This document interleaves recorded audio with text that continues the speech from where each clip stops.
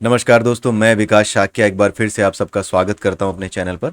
और आज हम देखेंगे जो आपका होली साइंस है, यानी कैवल्य दर्शन, जो कि श्री युक्तेश्वर गिरी जी के द्वारा लिखी गई बुक है। उस बुक का जो प्रीफेस था वो अभी तक हम उसी को स्टडी कर रहे थे। अभी पहला चैप्टर भी हमने शुरू नहीं किया। इसके पहले चैप्टर का नाम है वेदास। वेदों के बारे में, वेदों से जो इन्फॉर्मेशन ली गई है कि हाउ दिस वर्ल्ड केम, किस तरीके से ये वर्ल्ड बना है, कैसे ये दुनिया बनी है, उन शक्तियों के बारे में उस चैप्टर में बताया गया। लेकिन अभी हम केवल और केवल प्रीफेस पर ही हैं। So this is all about from the preface. तो पहले दो वीडियोस में हमने देखा कि किस तरीके से जो युगों की साइकिल है, जो साइकिल ऑफ एजेस है, वो कैसे कैलकुलेट की जाती है। 12,000 वर्षों का जो एक असेंडिंग और 12,000 वर्षों का एक जो डिसेंडिंग साइकिल होता है, वो कैसे काम करता है, कैसे इट हैज़ बीन कैलकुलेटेड, और किस तरीके से आप ये पता कर सकते हो कि एक पर्टिकुलर टाइम पे जो पर्टिकुलर इवेंट्स हुई थी, उन इवेंट्स के बेसिस पे आप ये जान सकते हो कि अगर वो इवेंट्स उस समय हुई थी उतरते हुए युगा साइकिल में, तो चढ़ते हुए युगा साइकिल में बिल्कुल अपोजिट डायरेक्शन में वो होंगी। ठीक है, यानी कि अगर कोई इवेंट एंड में हुई थी उतरती हुई साइकिल में, तो चढ़ती हुई साइकिल में, जो कि अभी हमारी चढ़ती हुई साइकिल है एजेस की, उसमें वो पहले होगी। ठीक है, वहां पर अगर लास्ट में हुई थी तो यहाँ पहले हो जाएगी, लेकिन होगी जरूर। ठीक है, तो ये जो पुराणों में आपकी कहानियां हैं, महापुरुषों के बारे में बताया गया है, अलग अलग खानदानों की कहानियां बताई गई हैं, चाहे वो कुरु वंश हो, चाहे वो भगवान श्री राम का वंश हो। ठीक है, उन सभी वंशों की जो कहानियां बताई गई हैं, उन कहानियों के आधार पर जिस तरीके के राक्षसों के बारे में, जिस तरह के लोगों के बारे में, जैसी मानसिकता के बारे में बताया गया था, वैसी ही मानसिकता उठते हुए युगों में, यानी 12,000 वर्षों में आपको मिलेगी। इन दोज 12,000 ईयर्स जो कुछ भी आपको मिला था, आई रिपीट, वही सब वापस चढ़ते समय आपको मिलेगा। And that is why in the previous video I also told कि हाँ, ये जो समय चल रहा है, जिस समय में हम लोग जी रहे हैं, ये समय बिल्कुल द्वापर युग का, जो द्वापर युग जो शुरू हुआ था, उस द्वापर युग से हमारे दूसरे एंड पे चढ़ते हुए युगों के साइकिल में अब चल रहा है। तो जो कुछ द्वापर में एंड में हुआ था, वो द्वापर की शुरुआत में हो जाएगा। जैसे महाभारत द्वापर के एंड में हुई थी, तो द्वापर की शुरुआत होते ही आपका जो विश्व युद्ध पहला और विश्व युद्ध दूसरा था, वो हो चुका है। अब जो कुछ होगा वो अब जो समय चल रहा है, वो उस समय के हिसाब से अब ये भगवान कृष्ण के जन्म का समय था। तो एक तरीके से अगर आप देखें तो 2025 से 2032 या 2027 से 32 या 35 के बीच में थोड़ा बहुत ऊपर नीचे आप मान सकते हैं। कारण ये है कि हमने बीच में थोड़ा सा लिंक खो दिया। लिंक कब खो दिया? जब हमने अंग्रेजों के बनाए हुए इस काल सिस्टम को पढ़ना शुरू कर दिया, जिसमें कि 365 दिन होते हैं। लेकिन जो हमारी भारतीय संस्कृति में जो महीनों के दिन गिने जाते थे, वो केवल 30 दिन होते थे। डजन मैटर कि कौन सा महीना है, हर महीने में 30 ही दिन गिनते थे। लेकिन अंग्रेजों की वजह से ये 31 दिन, कभी 30 दिन, कभी 31, कभी 28, इस तरीके से गिने जाते हैं। तो थोड़ा सा डिफरेंस आएगा। 5-5 दिनों के डिफरेंस के हिसाब से अगर आप इन 12,000 वर्षों को देखेंगे, तो हमारी कैलकुलेशन और अंग्रेजों की कैलकुलेशन में थोड़ा सा फर्क आपको दिखाई देगा। तो उस वजह से आप ये समझ लीजिए कि या तो 2025 से 2032 या फिर 2027 से 2000 आपका 34-35 तक, इतना समय आपका बड़ा भारी उथल पुथल का रहेगा पूरे विश्व में। 2025 से शुरू होकर के जो समय शुरू होगा, वो बहुत भारी उथल पुथल का होगा। अभी पिछले हफ्ते ही जो वीडियो मैंने बनाया था, उसमें मैंने आपको बस इतना ही बताया था कि ये जो समय चल रहा है, इस समय में बिल्कुल 1 by 1, 1 to 1, यहाँ पर कहीं भी ऐसा नहीं होगा कि कई लोग मिल करके, जैसे महाभारत का समय समाप्त हो चुका, उस समय में क्या हुआ था कि कई सेनाएं आपस में मिल करके लड़ाई शुरू करती थी। आपस में कई देशों के राजा मिल करके किसी दूसरे सेट ऑफ आर्मी से युद्ध करते थे। लेकिन अब ये जो समय चल रहा है, ये कृष्ण के जन्म का, यानी कि कृष्ण यानी आप भारतवर्ष के जन्म को देख सकते हैं। तो भारतवर्ष का पुनर्जन्म होगा 2025 से 2032 या फिर 2027 से 2034 के बीच में। तो अब जो ये समय चल रहा है, तो आपने देखा होगा कि पिछले वीडियो में हमने ये डिस्कस किया है कि अगर आप कृष्ण के जन्म के समय की ओर चल रहे हैं, तो जब कृष्ण का जन्म हुआ था, तो जो शुरुआत के 5-6 वर्ष थे, उसमें उन्होंने उन्हीं राक्षसों को मारा था 1 by 1, जो बड़े बड़े राक्षस थे। महाभारत युद्ध से पहले ही उन्होंने बड़े बड़े राक्षसों को मार के खत्म कर दिया था। बड़े बड़े जो पापी टाइप के लोग थे, जिनके पास ताकत बहुत थी, जिनसे जो अगर महाभारत के युद्ध में सामने आ जाते, तो उनको हराना बड़ा मुश्किल होता। इसलिए उनको 1 by 1 करके उन्होंने नष्ट किया। जैसे उनमें से एक जरासंध था। ठीक है, उसके अलावा भी बहुत से छोटे छोटे राक्षस थे, कालियावन था। अगर ये सारे के सारे महाभारत में आ जाते, युद्ध के समय तक जीवित रहते, तो महाभारत के युद्ध का नक्शा ही पलट सकते थे। जिसकी वजह से कृष्ण को भी इस महाभारत को मानवीय स्तर पर जिताने की बजाय दैवीय सहायता की आवश्यकता पड़ती। लेकिन उस युद्ध में उन्होंने दैवीय सहायता कम से कम प्रदान कराई, केवल और केवल मनुष्यों ने आपस में उसमें लड़ाई की। मनुष्य के स्तर पर दैवास्त्रों का इस्तेमाल जरूर हुआ, जो दोनों के पास थे, कौरवों के पास भी और पांडवों के पास भी, लेकिन जो युद्ध हुआ वो मनुष्यों के बीच ही युद्ध हुआ और मनुष्यों के बीच का ही युद्ध वो रह गया। ठीक है, तो वो सारी चीज़ें हम इसमें भी देखेंगे अभी आने वाले समय में भी, जैसे कि पिछले हफ्ते मैंने आपको बताया ही था कि ऐसा होगा। और लेकिन अभी अगर आपने देखा तो अभी जो है वो क्या हुआ है कि आपने 2 दिन पहले एक न्यूज़ सुनी होगी कि क्या नाम है, फ्रांस ने एक तरीके से घोषणा कर दी है कि वो नाइजर में, जो अफ्रीकी देश है नाइजर में, वो युद्ध एक तरीके से छेड़ सकता है, क्योंकि नाइजर में तख्ता पलट हुआ है अभी। और पिछले ही हफ्ते मैंने आपको बताया था, जो पिछला वीडियो था उसमें, कि जो आपका युद्ध होगा अब, वो इस तरीके के नहीं होंगे कि कई सेनाएं मिलकर के आपस में दूसरी सेट ऑफ सेना पे अटैक करें, बल्कि ये 1 to 1 आपस में लड़ेंगे। क्योंकि जब कृष्ण के जन्म का समय था तो जन्म के समय से लेकर के अगले 5-6 सालों तक उन्होंने 1 by 1 ही एक एक करके जो राक्षस भेजे जाते थे उनको मारा था। तो ये एक इंडिकेशन है कि इस समय भी इसी तरीके से 1 by 1 आपस में देश लड़ेंगे। कहीं पर भी विश्व युद्ध जैसी स्थितियां आपको दिखेंगी नहीं, लेकिन होगा पूरे विश्व में युद्ध। 2 देश आपस में लड़ रहे होंगे, तीसरा ज़्यादा से ज़्यादा आ जाएगा, लेकिन बहुत ज़्यादा ऐसी स्थिति हो कि सब इकट्ठे हो जाएं, ऐसा नहीं होगा। हर किसी को अपना युद्ध इसी तरीके से लड़ना पड़ेगा, हर देश को। कोई किसी की सहायता करने प्रत्यक्ष रूप से, यानी कि डायरेक्ट वे में नहीं आएगा, इनडायरेक्ट जो मदद होती है वो मिल सकती है।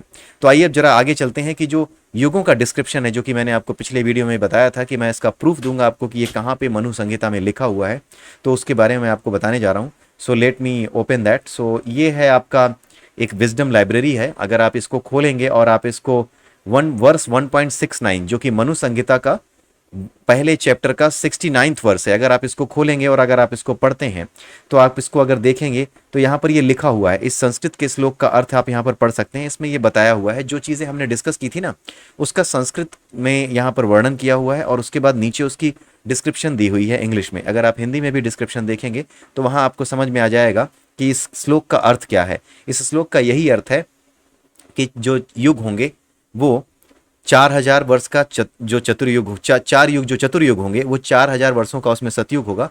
और जिस गिनती से जितने हजार की गिनती की जाती है, जैसे 4,000 की गिनती की जाती है, तो उतने ही सैकड़ों को गिन लीजिए आप। उतने ही सैकड़ों, 4 की गिनती की जा रही है, 4 के गुणक की बात की जा रही है, मल्टीपल की, तो 4 के ही मल्टीपल में आप 100 को ले लीजिए, 400 ईयर्स। तो उन 400 ईयर्स को लेने से आपको क्या मिलेगा? ट्रांजिशन पीरियड मिलेगा। वो ट्रांजिशन पीरियड आपके सतयुग के पहले भी आएगा और वही ट्रांजिशन पीरियड आपके सतयुग के बाद भी आएगा। तो 4,000 ईयर्स का 400 ईयर्स का जो ट्रांजिशन पीरियड है वो सतयुग के पहले और 400 ईयर्स का ही सतयुग के बाद, यानी 4,400 प्लस 400 यानी 4,800 वर्षों का ये आपको मिलेगा। ठीक है, तो ये चीज़ यहाँ पर 1.69 से लेकर के आपको 1.70 इसमें भी आपको मिलेगा। यहाँ पर भी वही बात लिखी हुई है, इतने ही समय का कलयुग, सतयुग, त्रेता, द्वापर, इसी तरीके से सबके बारे में बताया हुआ है। और बाद में इन्होंने बताया हुआ है कि देवों का युग किसे कहा जाएगा। अगर आप यहाँ पर आएंगे 1.71 में, तो देव युग किसे कहा जाएगा। 12,000 वर्षों का एक देव युग होता है, जो हमने देखा था। और पूरा एक साइकिल पूरे होने पर, पूरा का पूरा जब एक साइकिल पूरी हो जाती है, और वो साइकिल, पूरी साइकिल जो होती है, जब वो 1,000 बार पूरी हो जाती है, तब ब्रह्मा का एक दिन पूरा होता है, जिसे एक कल्प कहते हैं। ठीक है, ये चीज़ है। तो बेसिकली यहाँ पर टाइम के डायमेंशंस के अंदर अलग अलग डायमेंशंस हैं, ये बात बताई जा रही है। टाइम के डायमेंशंस के अंदर अलग अलग डायमेंशंस हैं, और वो कैसे डिसाइड होते हैं? कोई भी ग्रह अपने सूर्य के चारों ओर किस तरीके से चक्कर लगा रहा है, उसके बेसिस पे डिसाइड होते हैं। जैसे अगर हमारे ही सोलर सिस्टम में एक सन और हो इसी के अंदर, जैसे हमारी अर्थ ना होकर के एक अलग सन हो जाए और इसके चारों ओर भी कुछ चक्कर काट रहे हो, तो हमारे यहाँ जो ईयर्स और मंथ्स होंगे और डेज होंगे वो अलग हो जाएंगे उसके अंदर, उस सोलर सिस्टम के अंदर। और हमारे सोलर सिस्टम में क्या होंगे? वो अलग होंगे, क्योंकि दिन और रात के बेसिस पे ही, सूरज के उगने और अस्त होने के बेसिस पे ही तो आप दिन और रात को डिसाइड करते हो। तो ये जो सेपरेट डायमेंशंस हैं, ये सेपरेट डायमेंशंस केवल और केवल सोलर सिस्टम पे ही डिपेंड करते हैं। तो आई होप कि आपको ये प्रूफ यहाँ से आपको मिल गया होगा और आप ये समझ पा रहे होंगे कि किस तरीके से 4 युगों की बात मनु संहिता में की गई है। मैं आपको बता दूं कि ये जो है मनु संहिता से लिया गया है। ठीक है, मनुस्मृति से नहीं लिया गया है, ये मनु संहिता है। मनुस्मृति एक अलग चीज़ है। ठीक है, तो यहाँ पर आपको ये चीज़ समझ में आ गई होगी कि कहाँ से ये चीज़ उठाई गई हो, कहाँ से युक्तेश्वर गिरी ने भी इन चीज़ों को उठा करके हमारे सामने रखा। तो ये मनु संहिता से ली गई है। और इसके आगे मैं आपको बता दूं कि ये बुक जो है लिखी गई थी 1894 में, और उस समय इस बुक में उन्होंने ये बता दिया था, जो हमारे युक्तेश्वर गिरी हैं उन्होंने इस बुक में लिख रखा है। इस बुक को मैं एक बार फिर दिखा देता हूँ। ये है वो बुक, कैवल्य दर्शन नाम है इसका हिंदी में। और जो कुछ इस बुक में लिखा है वही एज इट इज़ मैं उठा करके आपको बता रहा हूँ। और ये किताब मैं आपको बता दूँ, समझने से पहले आपको कुछ चीज़ों का बेसिक नॉलेज होना ज़रूरी है, ठीक है। लेकिन मैं कोशिश ये कर रहा हूँ कि मैक्सिमम चीज़ें इससे मैं आपको बिना कुछ पढ़े, अगर आपने कुछ ना भी पढ़ा हो, जैसे वेद उपनिषद अगर आपने ना भी देखे हों, तो भी मैं इसमें उन चीज़ों को कलेक्ट कर लूँ जो दूसरी बुक से, उपनिषदों से या किसी और जगह से मैं निकाल करके ला सकता हूँ, और उन्हें यहाँ पर मिक्स करके आपके सामने रख सकता हूँ, सो दैट आपको बिना किसी दूसरी बुक की हेल्प के भी इस बुक में जो कंटेंट है वो समझ में आ सके, ठीक है। तो युक्तेश्वर गिरी जी ने उस समय ये लिख दिया था, 1894 में जब ये बुक लिखी गई उसी समय ये लिख दिया था कि आज के सब मनुष्य को, यानी कि 1894 के मनुष्य को इस बात का ज़्यादा नॉलेज नहीं है। किस बात का? मैग्नेटिज्म का, यानी चुंबक का, और उसका जो प्रभा मंडल होता है चुंबक का, इसका ज़्यादा नॉलेज नहीं है। और ना ही अलग अलग प्रकार की विद्युत शक्तियों का, यानी इलेक्ट्रिक पावर्स का मनुष्य को ज्ञान है, ठीक है। तो जो मैग्नेटिज्म है उसके बारे में भी ज़्यादा नहीं पता था उस समय, और जो इलेक्ट्रिक पावर्स हैं उसके बारे में भी लोगों को ज़्यादा नहीं पता था। लेकिन इसी बुक में जो किताब मैंने आपको दिखाई, इसी बुक में, होली साइंस की बुक में, नर्वस सिस्टम और इलेक्ट्रिक पल्सेस, जो आज का साइंस भी आपको बताता है, उसके बारे में युक्तेश्वर गिरी ने उसी समय लिख रखा था, 1894 में ही। उन्होंने ये बताया था कि जो हमारा नर्वस सिस्टम है, इस नर्वस सिस्टम में पूरी तरीके से जो वर्क होता है वो इलेक्ट्रिक पल्सेस के बेसिस पे ही होता है, इलेक्ट्रिक पल्सेस ही होती हैं। जब भी कोई संवेदना हमारे अंदर आती है, जैसे मैं आंख से देख रहा हूँ, तो आंख से देखने का जो काम हो रहा है, आंख में पड़ने वाले प्रकाश की जो संवेदना है, ठीक है, वो संवेदना ही नर्वस सिस्टम के माध्यम से मेरे मस्तिष्क तक पहुंच रही है, और उसके बाद वो उसे एनालाइज कर रहा है। एनालाइज करने के बाद वो देख रहा है कि, समझ रहा है कि हाँ ये वो चीज़ है जो मैं देख पा रहा हूँ। लेकिन आंख की जो तंत्रिका कोशिकाएं हैं, जो इलेक्ट्रिक पल्सेस जनरेट करती हैं आंख के लिए, जो तंत्रिका कोशिकाएं हैं जो इलेक्ट्रिक पल्सेस जनरेट करती हैं, वो इलेक्ट्रिक पल्सेस केवल और केवल देखने का काम कर सकती हैं। हमारे 5 तरीके के संवेदी अंग हैं, एक आंख हो गया, एक कान हो गया, एक जीभ हो गई, एक त्वचा हो गई, ठीक है। तो 4 ये हो गए, एक और है, तो 5 तरीके के संवेदी अंग हैं हमारे। तो आंख और कान के बारे में आपको बता रहा हूं कि जो आंख की बात की जा रही है, आंख की जो तंत्रिका है वो केवल और केवल देखने का ही काम कर सकती, यानी वो इलेक्ट्रिक पल्सेस केवल और केवल देखने के लिए ही आपके लिए संवेदना उत्पन्न कर सकते हैं। जो कान के लिए हैं, इलेक्ट्रिक पल्सेस जो जनरेट होती हैं, कान के पर्दे पर कोई भी ध्वनि पड़ती है, कोई भी तरंग पड़ती है, तो उससे जो पल्सेस जनरेट होती हैं वो पल्सेस केवल और केवल सुनने का ही काम कर सकती हैं, उसके अलावा और कोई काम नहीं हो पाता उनसे, ठीक है। तो यही चीज़ है। तो आइज़ के लिए अलग है, ईयर्स के लिए अलग है। और इसके आगे उन्होंने ये भी बताया था कि जब 4099 आएगा, यानी कि जब आपका एक त्रेता युग का समय शुरू हुआ, क्योंकि जैसे मैंने आपको बताया था कि 2099 के बाद से जो है 2 साल का वो लगेगा, 200 400 जो 200 साल का वो होता है, क्या नाम है, संधि काल होता है, वो लगेगा द्वापर के जाते समय। और जब 4099, यानी कि उसके बाद जब 400 वर्ष और आगे और बीत जाएंगे, तो उसके बाद के समय में जब वास्तविक त्रेता युग शुरू होगा, 4099 में वो शुरू होगा। जब 4099 में शुरू होगा, उस समय मनुष्य को चुंबक के गुणधर्मों का, यानी कि जो भी चुंबक के गुणधर्म अभी भी नहीं पता है, यानी आज के समय में 2023 में भी, एज पर युक्तेश्वर गिरी, आज के समय में भी लोगों को इतना नहीं पता है चुंबक के बारे में, जितना कि 4099 के बाद पता होना शुरू हो जाएगा। 4099 के बाद उनको चुंबक के बारे में, और चुंबक का जो प्रभा मंडल है, जो ऑरा है चुंबक का, उसके बारे में भी पता लगना शुरू हो जाएगा, ठीक है। जो लोग कहते हैं ना कि आपका जो पर्सनालिटी है बड़ी मैग्नेटिक है, ये मैग्नेटिक पर्सनालिटी कैसे बनती है, ये मैग्नेटिक पर्सनालिटी बनाने में चुंबक किस तरीके से, यानी कि जो चुंबकीय गुण हैं वो किस तरीके से काम करते हैं, उन चीज़ों के बारे में मनुष्य को 4099 के आगे पता लगना शुरू होगा, और इससे भी ज़्यादा चीज़ें पता लगेंगी, जिसके माध्यम से मनुष्य और भी अधिक काम कर पाएगा, और भी अधिक आश्चर्यजनक और नए आविष्कार आपको देखने को मिलेंगे। यानी अभी संसार में सारी खोजें पूरी नहीं हुई हैं, अभी और भी चीज़ें होंगी। लेकिन युक्तेश्वर गिरी जी ने यह बताया है कि कुछ लोग इसे आज भी जानते हैं, कुछ लोग इस विद्या को आज भी जानते हैं, लेकिन वो पदार्थों का इस्तेमाल करके किसी चीज़ को प्रकट नहीं करते। जैसे चुंबक के गुणों को प्रकट करने के लिए हमें पदार्थ की आवश्यकता है, हमें लोहे की आवश्यकता है, लेकिन कुछ लोग ऐसे हैं जिन्हें इसका ज्ञान है, और वो केवल अपनी आध्यात्मिक शक्ति से ही इसका इस्तेमाल कर लेते हैं। दूसरों को आकर्षित कर लेना, अपने हिसाब से चीज़ों को परिवर्तित कर लेना, संसार में घटनाओं को, उन घटनाओं को आकर्षित कर लेना जिस तरीके से वो घटनाएं कराना चाहते हैं संसार में, उन चीज़ों को अपनी ओर आकर्षित कर लेना, संसार को उसी इस तरफ ले जाना, ये चीज़ें कुछ लोग जानते हैं। कुछ लोग ऐसे, कुछ में से महापुरुष पैदा भी हो जाते हैं जो संसार की गति ही बदल के रख देते हैं।